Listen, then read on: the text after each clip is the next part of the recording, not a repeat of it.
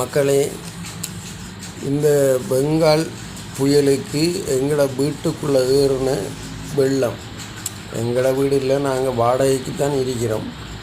அந்த வாடகை வீட்டுக்குள்ளே ஏறின வெள்ள நீரை பாருங்கள். வீடு ஃபுல்லாக வெள்ள நீர் தேங்கி இருக்கு. அந்த நீர் வற்றி போகிறதுக்கு குறைஞ்சது ஒரு வார காலம் எடுத்துட்டுது. சின்ன குழந்தை கொண்டு இருக்குது. என்ன செய்கிற, நாங்கள் மட்டும் பாதிக்கலை, எல்லாருக்கும் இங்கே இது நிலைமை தான்.